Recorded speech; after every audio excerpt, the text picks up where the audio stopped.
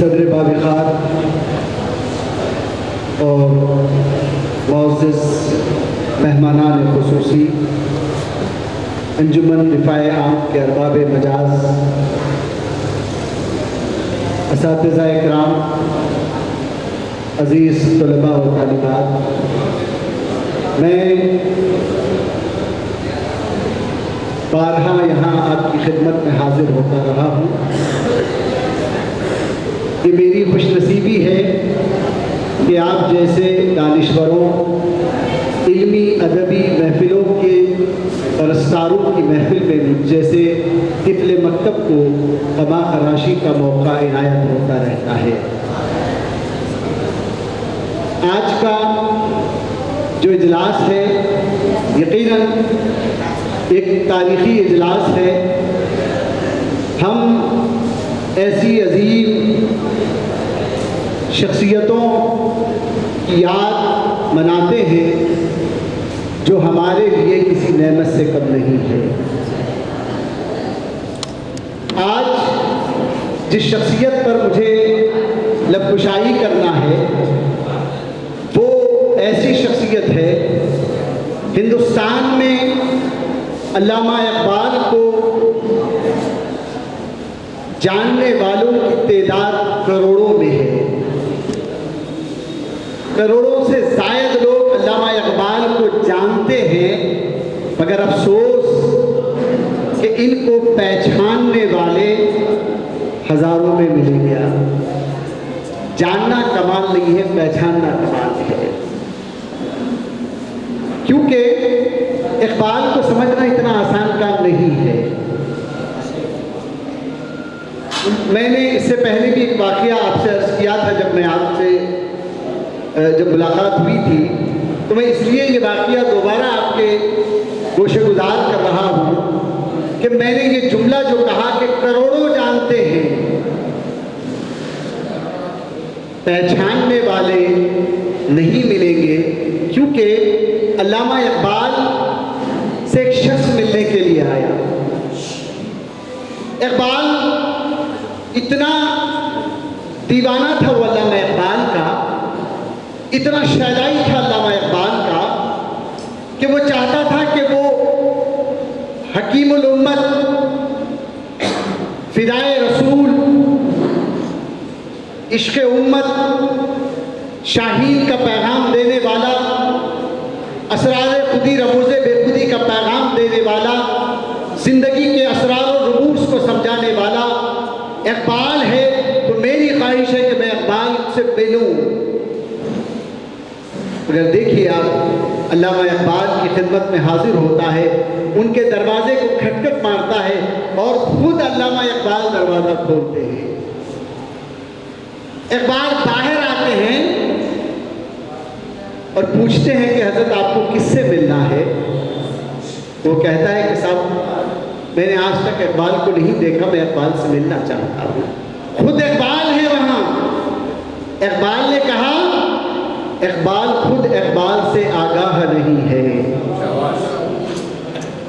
اقبال خود اقبال سے آگاہ نہیں ہے، مجھ کو بھی یہ خواہش ہے کہ اقبال کو دیکھوں۔ انہوں نے کہا میں نے بھی آج تک اقبال کو نہیں دیکھا، جب اقبال میرے اندر آتا ہے تو میں نہیں رہتا، جب میں ہوتا ہوں تو اقبال نہیں رہتا۔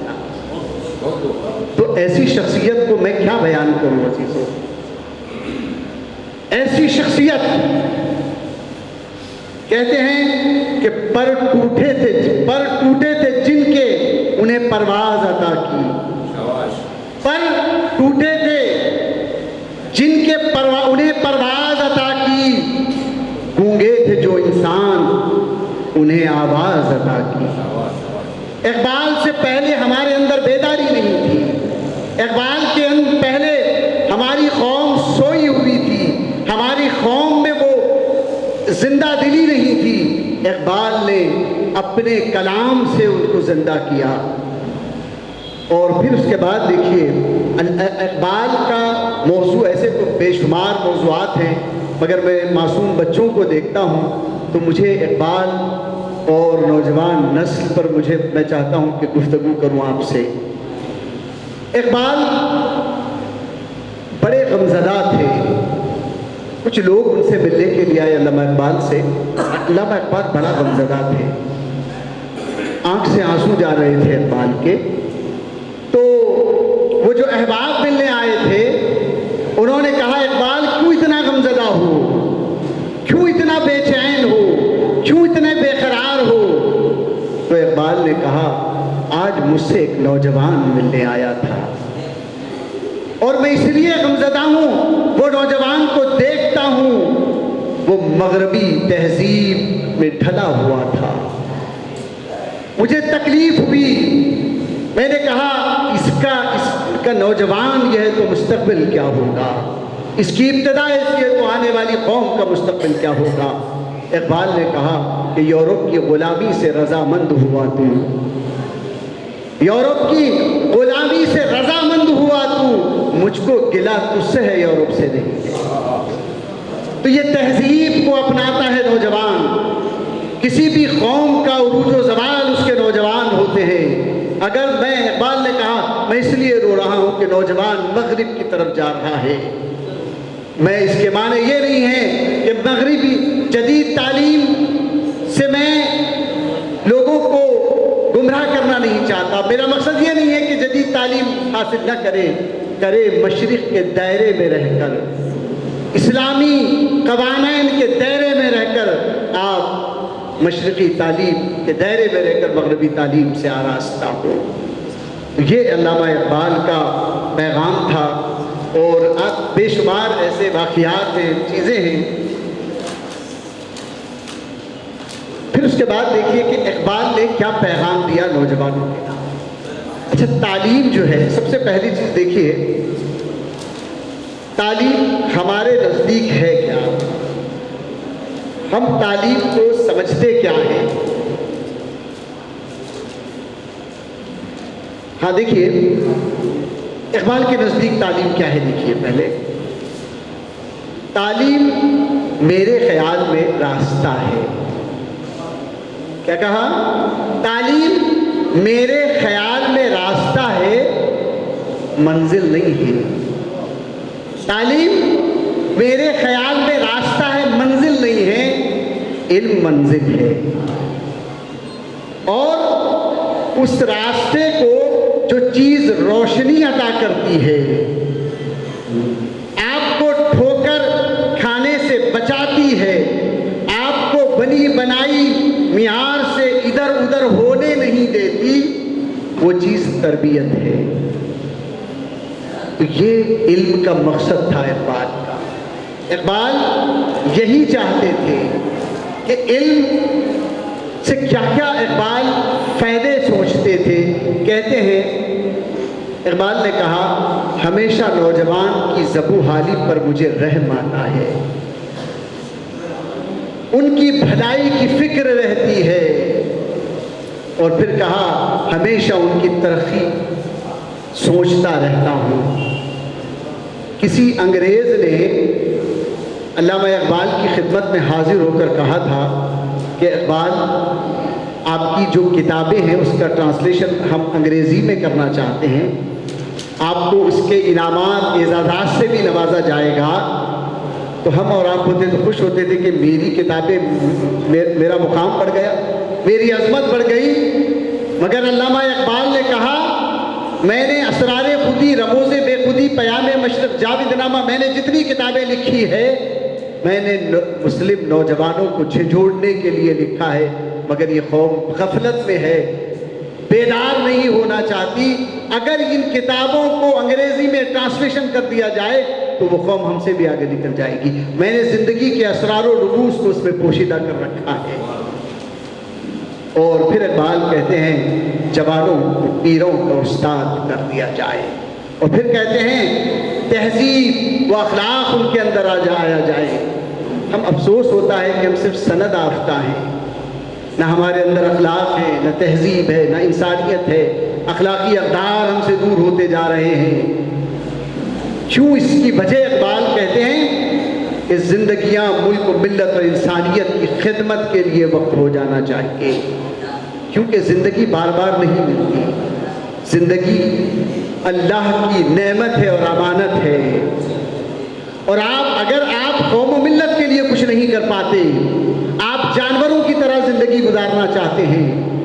تو پھر آپ کی زندگی بیکار ہے۔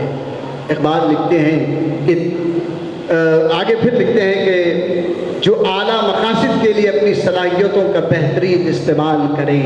تعلیم میرے نزدیک وہ ہے کہ نوجوان نسل اعلیٰ مقاصد کے لیے اپنی صلاحیتوں کا بہترین استعمال کرے، اور پھر کہتے ہیں کہ شجاعت، صداقت اور عدالت جیسے صفات عالیہ پیدا کیا جائے۔ یہ صفت اگر پیدا ہو جائے تو سمجھ لو کہ تم تعلیم یافتہ ہو، تمہارے اندر علم آ رہا ہے، تمہارے اندر تمہارے اسلاف نے جو میراث تمہارے حوالے کر کر چلے گئے، اگر تم ان کی حفاظت نہیں کر پاؤ گے، اگر تم ان کے بتائے ہوئے راستے پر عمل نہیں کر پاؤ گے تو تم ذلیل و خوار ہو جاؤ گے، برباد ہو جاؤ گے، پھر تمہیں کوئی ترقی نہیں دلا سکتا۔ کیونکہ اقبال کا معاملہ یہی تھا، اقبال نے مشرق اور مغرب کے موازنہ بھی کیا۔ یہاں خواتین بیٹھی ہوئی ہیں، اقبال خوش ہوتے تھے جب یوروپ میں گئے، انہوں نے کہا مغربی تعلیم جو ہے یقیناً ترقی ہے، یقیناً ترقی کر رہی ہے، مگر زلف کی اسیر ہے۔ مغربی تعلیم کیا ہے؟ زلف کی اسیر ہے۔ میں فخر کرتا ہوں یہ ہماری ہندوستان کی ان خواتین پر جو پردے میں رہ کر اپنے اعلیٰ منصب پر فائز ہو رہی ہے۔ اور پھر کہتے ہیں کہ تعلیم سے کردار کی تشکیل ہو، کردار سنور جائیں۔ پھر اقبال کہتے ہیں جب تک عمل نہیں ہو یہ سب چیزیں رائے گاہ ہو جائیں گی۔ اور پھر اس کے بعد دیکھیں آپ، علامہ اقبال نے آگے لکھتے ہیں کہ طالب علم میں ایک مومنانہ زندگی اختیار کرنے کا جذبہ پیدا ہو جائے۔ مومنانہ زندگی کتنی بڑی بات ہے یہ، صرف یہ ایک جملہ آپ سمجھ کر چلے جائیں۔ کسی نے کہا کہ مومن ہے کیا، مومن کس کو کہتے ہیں؟ تو کہا کہ جو لا الہ الا اللہ محمد الرسول اللہ پر پوری طرح عمل پیرا ہو وہ مومن ہے۔ سوچیے آپ، تو یہ کیا خوبیاں ہیں۔ اچھا، کیوں تعلیمی معیار میں خرابی ہے؟ اس کی وجہ اقبال کہتے ہیں، اقبال کے نزدیک تعلیم کا معیار تب سدھرے گا جب اساتذہ کی حالت سدھرے گی۔ آسان سمجھتی ہے کیوں تدریس کو دنیا، آسان سمجھتی ہے کیوں تدریس کو دنیا، ذروں کو یہ خورشید بنانے کا عمل ہے۔ اقبال نے کیا کہا دیکھیے، مقصد ہو اگر تربیت لال و بدخشاں، استاد کے لیے انہوں نے کہا کہ یہ سب صفت کب آئے گی؟ استاد کی حالت بدل جائے۔ وہ استاد کبھی لال و درخشاں پیدا نہیں کر سکتا۔ اقبال کہتے ہیں مقصد ہو اگر تربیت لال و بدخشاں، بے سود ہے بھٹکے ہوئے خورشید کا پرتو۔ جو خود بھٹکے ہوئے وہ کیسے راستہ دکھائیں گے؟ جو استاد کے اندر جذبہ نہیں ہے، اپنے پیشے سے انصاف نہیں ہے، جو اپنے تعلیم کو، اپنے علم کو طلباء میں منتقل کرنے کا جذبہ نہیں ہے، تو اقبال کہتے ہیں بے سود ہے بھٹکے ہوئے خورشید کا پرتو۔ اقبال کہتے ہیں تیری نگاہ میں ثابت نہیں خدا کا وجود۔ اقبال نے تیری نگاہ میں ثابت نہیں خدا کا وجود، میری نگاہ میں ثابت نہیں وجود تیرا۔ اگر تو خدا کو نہیں سمجھ پاتا، خدا کے وجود کو سمجھنا ہے، تبھی تیری زندگی کامیاب ہے۔ یہ سب استاد کے اندر آنی چاہیے۔ یہ جب استاد، کیونکہ اردو کا جو استاد ہوتا ہے نا، کسی شخص نے، نام بھول رہا ہوں میں، کہا کہ آپ اردو کیوں پڑھتے ہیں؟ ایک سوال کیا تو انہوں نے بڑا پیارا جواب دیا، کہا میں اردو اس لیے پڑھتا ہوں تاکہ افسر بنوں تو افسر دکھائی دوں۔ یہ اردو کا مسافر ہے، یہی پہچان ہے اس کی، جہاں سے بھی گزرتا ہے سلیقہ چھوڑ جاتا ہے۔ تو اب یہ جو سلیقہ، یہ سب اقبال نے کہا اور پھر دیکھیے آپ علامہ اقبال عمل کر کر دکھایا. اور اب آئیے کہ علامہ اقبال بڑے عاشق رسول تھے. عشق علامہ اقبال خاص طور پر، ایک واقعہ میرے ذہن میں آ رہا ہے. پنجاب میں بہت مشہور واقعہ ہے، آپ جانتے ہیں. پنجاب میں 5 ہندوستان کے سب سے بڑے وکیلوں کا انتخاب کیا گیا تھا. ایک امیر زادے تھے، بڑے امیر آدمی تھے. اس میں علامہ اقبال کا بھی انتخاب کیا گیا اس کیس کو لڑنے کے لیے. علی بخش نوکر ان کے ساتھ ہمیشہ رہتا تھا. علی بخش جو تھا وہ وہاں پنجاب میں ساتھ تھا. علامہ اقبال کو ایک عالی شان عمارت میں رکایا گیا، بہت عالی شان عمارت. اور اس عالی شان عمارت میں علامہ اقبال چلے گئے. اتنا نرم بستر تھا، اتنا نرم بستر تھا، میں کیا کہوں آپ کو. بڑا عالی شان انتظام تھا علامہ اقبال کی آمد پر. علامہ اقبال اس بستر پر نرم بیٹھے رہے. اقبال کو حضور صلی اللہ علیہ وسلم کی چٹائی یاد آ گئی. اقبال اٹھے، وہاں سے باتھ روم میں چلے گئے، زارو خطار رونے لگے. عشق دیکھیے اقبال کا. اتنا رویا اقبال، اتنا رویا اقبال نے بے انتہا روتے رہے. کہا کہ جس نے ہمارے خاطر چٹائی پر زندگی گزاری، میں ان کا امتی ہو کر اس پر آرام کر رہا ہوں. علی بخش گیا، کیوں رو رہے ہو، کیوں اتنا زارو خطار روئے؟ میرے آقا کی چٹائی یاد آ گئی، اور میں کتنا بدبخت ہوں، میں ان کا امتی کہلانے والا. اگر میں سوتا تو پھر میں عشق نہیں کام آتا. تو اب علی بخش کو بلاتے ہیں. کہا علی بخش آئیے نا. وہ چٹائی دے دیتے ہیں اور علامہ اقبال انتقال تک چٹائی پر سوئی. یہ عشق عمل ہے اقبال کا. یہی چیز ہم نوجوانوں میں پیدا کرنا چاہتے تھے. اقبال کہتے ہیں عشق جو انسان کی ہمت کو ابھارے، وہ عشق جو دنیا میں بگڑتے کو سنوارے، جس عشق سے اغیار بھی بن جاتے ہیں پیارے. جس عشق سے اغیار غیر دشمن، بول رہا میں آپ کو، جس عشق سے اغیار بھی بن جاتے ہیں پیارے، جس عشق کے اشکوں سے فلک پر بنے تارے. یہ علامہ اقبال کی شخصیت ہے، اس کو پڑھنا چاہیے. میں ایک لاسٹ واقعہ میں آپ سے بیان کرتے اپنی بات کو ختم کروں گا. معذرت کا ہوں کہ بہت خما خراشی ہوئی. کتابوں سے محبت دیکھیے علامہ اقبال. علامہ اقبال کے ایک دوست تھے جو جرمنی میں رہتے. خاص طور پر ان طلباء کے لیے کہوں گا میں کہ علامہ اقبال کے ایک دوست تھے جرمنی میں. ایک مشہور کتاب جس کا نام شاید یہاں ہے یا نہیں،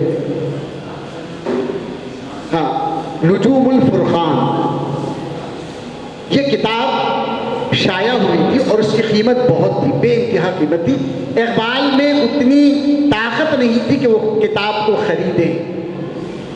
دیکھیے آپ کتاب کی علم کی دیوان کی کیا معلوم ہے اقبال نے اس دوست کو بلایا، کہا کہ تم نے کتاب کو خریدی؟ ہاں میں نے خریدا.